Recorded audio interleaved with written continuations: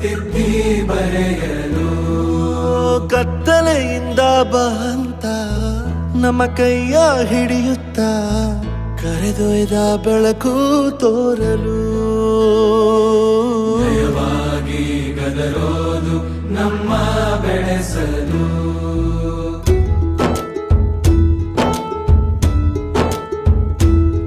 ಭಾಷೆ ಅಮೃತ ಕುಡಿಸೋ ತಾಯಾಗಿ ಭಾಷೆ ಅಮೃತ ಕುಡಿಸೋ ತಾಯಾಗಿ